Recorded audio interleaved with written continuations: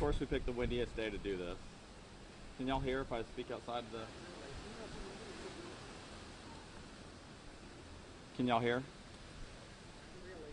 No.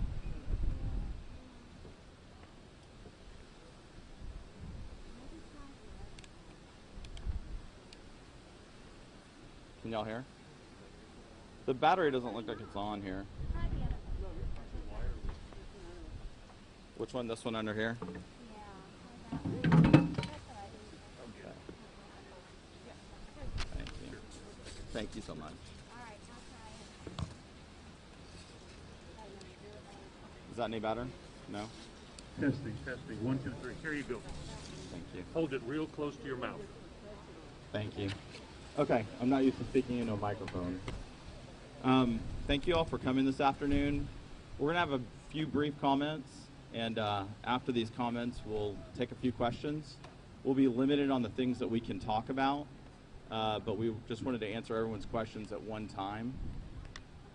Pursuant to Article 2.03 of the Texas Code of Criminal Procedure, prosecutors must bring notice to the grand jury of violations of the law, neglect or failure of duty on the part of any officer. Together with the Travis County District Attorney's Office and the Austin Police Department's Special Investigations Unit, we brought this information to a Williamson County grand jury.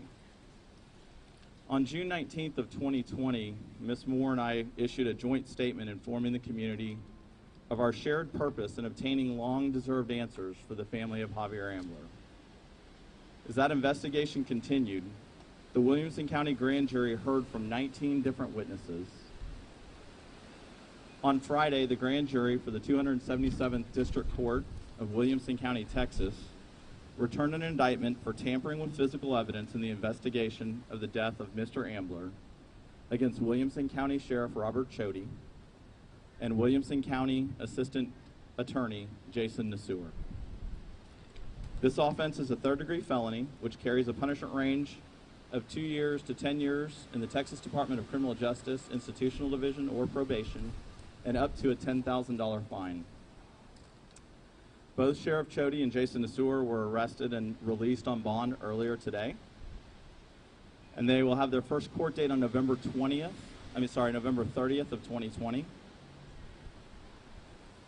I want to remind everyone here, Texas law requires that we put all the names of the witnesses that testified in grand jury on the indictments themselves. So for those of you that have copies of the indictment, all 19 witnesses' names are listed on the indictment.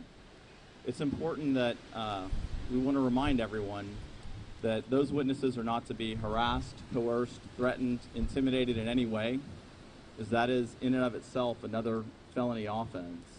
And by any person, those witnesses need to be left alone. With that, I'm going to turn over the next section to our Travis County District Attorney, Margaret Moore, to let you know what the developments are on the Travis County side. Can you identify yourself, please? Oh, sorry. My name is Sean Dick. I'm the Williamson County District Attorney.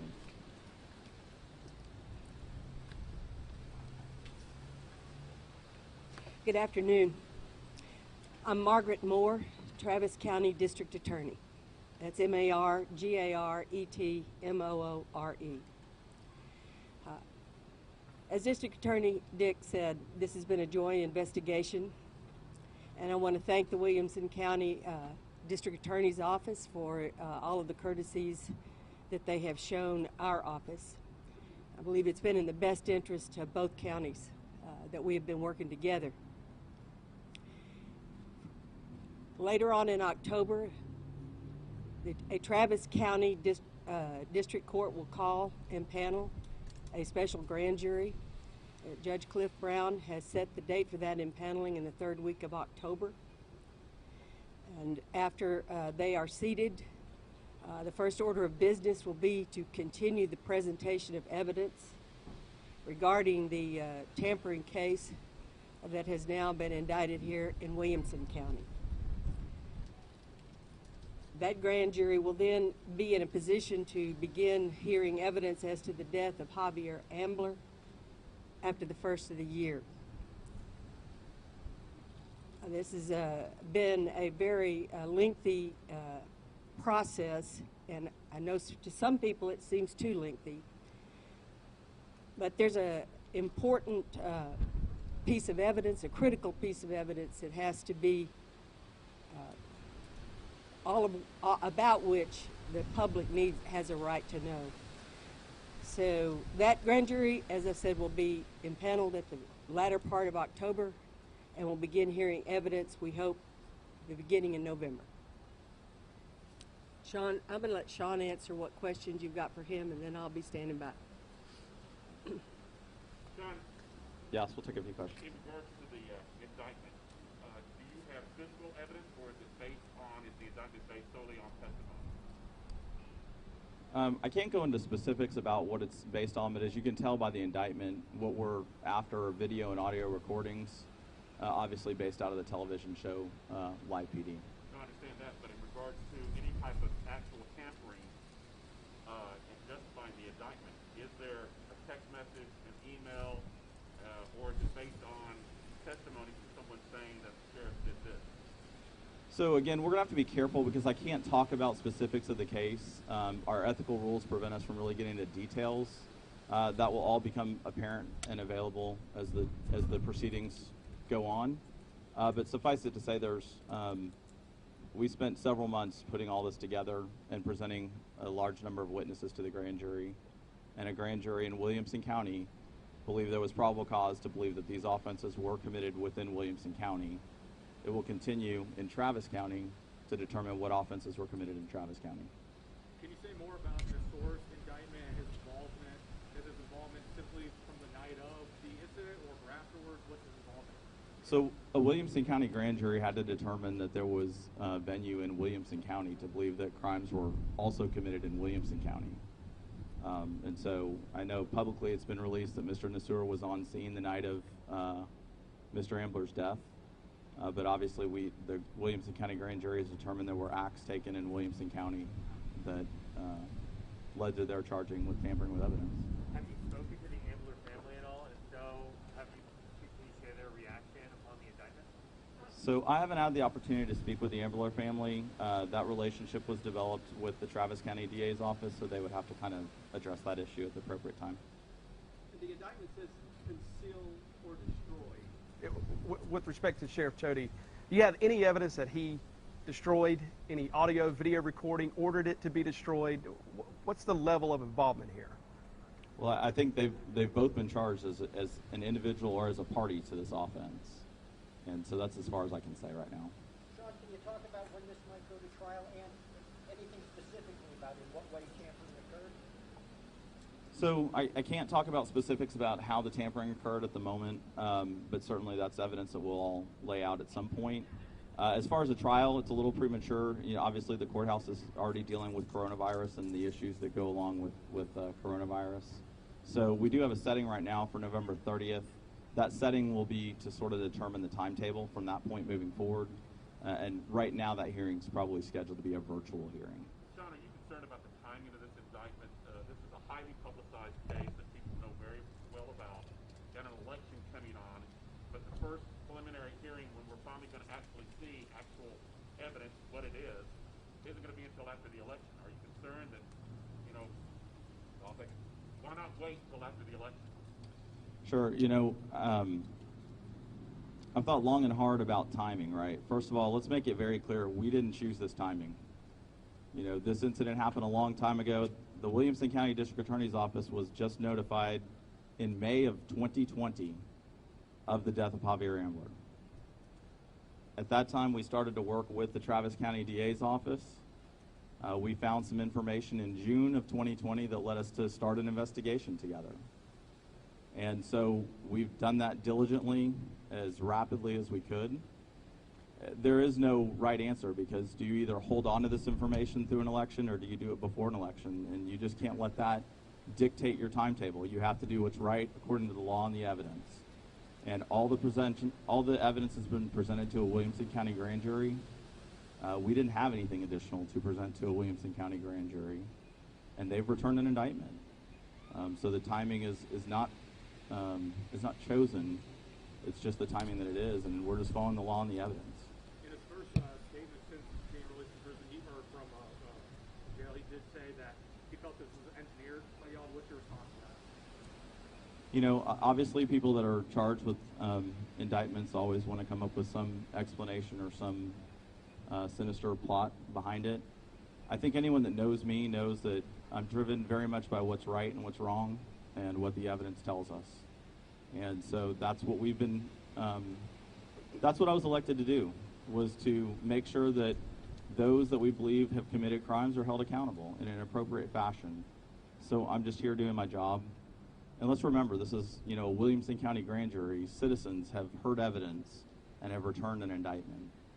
If so many of those people heard that evidence, all those witnesses, those 19 witnesses heard all that evidence, how long did it take to come back with that indictment? What was the time frame?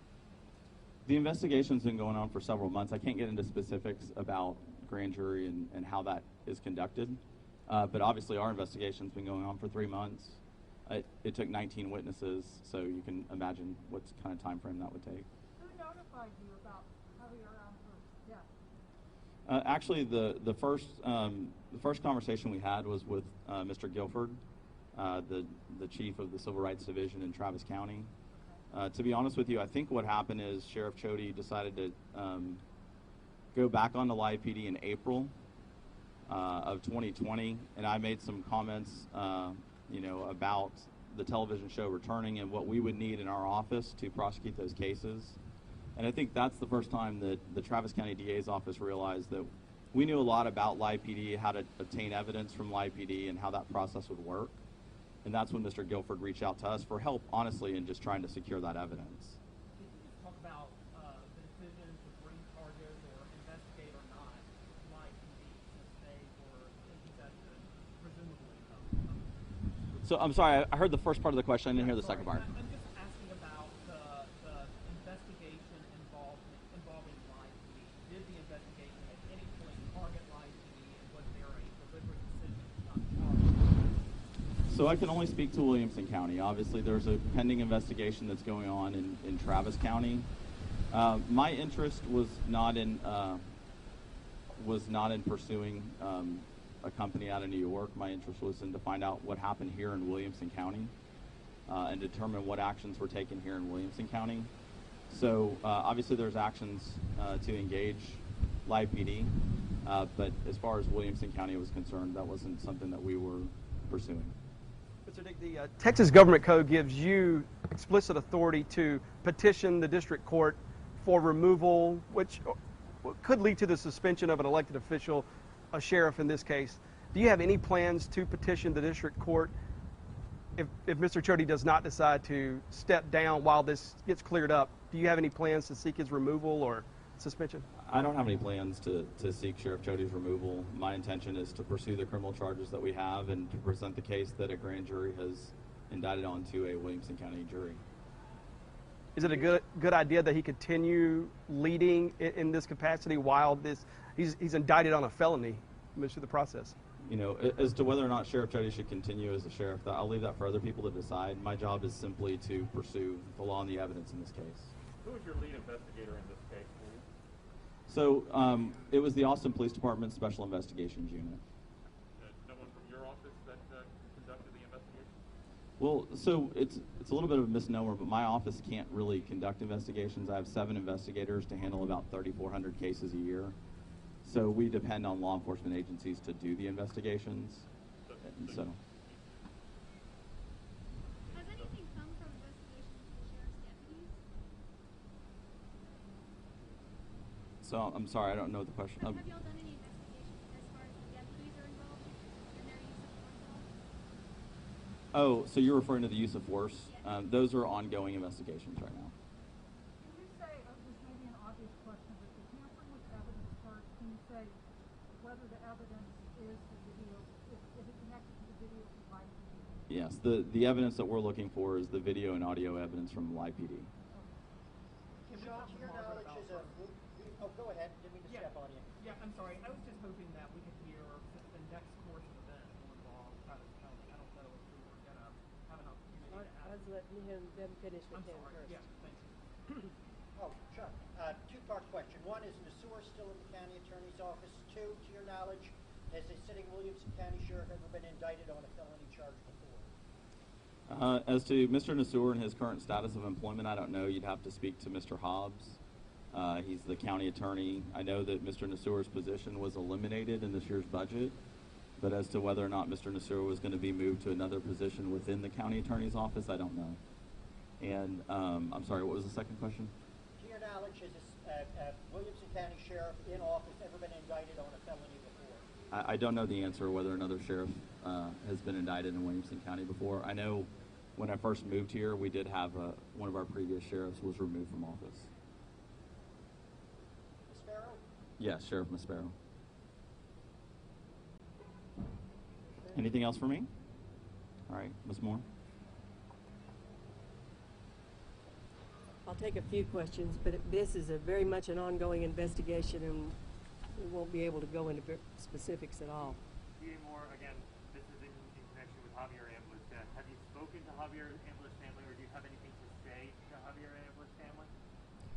We have met with the Ambler family, and we are in communication with their attorney. Margaret, how does the tampering factor into the Travis County case? If the tampering took place in Williamson County, why are you looking into it? Well, we believe that there are facts supporting tampering in Travis County as well. So the reason this has to come first is because the live PD video would be wholly material to the investigation into the use of force. APD took control of the scene shortly after arriving. Have you determined why the Austin Police Department did not secure the video? The crew was there. The crew was there with APD, and the crew was allowed to leave under APD custody. So have you determined why they were allowed to walk away with the videotape by APD?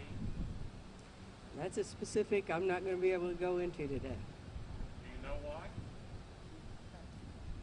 We're conducting a very thorough investigation. Next. Sheriff Chody to Travis County to testify before the grand jury? We traditionally extend an invitation to targets to testify if they wish to. Do you expect, given what you have historically with the level of cooperation, do you expect to see Sheriff Chody before that grand jury? I have no idea. He's got a lawyer. I'm sure we'll be discussing it. Barbara, do you hope to have an answer before you leave office in November? And if not, what is your hope after that? My expectation is that this particular aspect of the case could easily be resolved. I mean, the grand jury portion could be completed before I leave office. I have already announced that I think it appropriate for the incoming district attorney to present the use of force case. Thank you.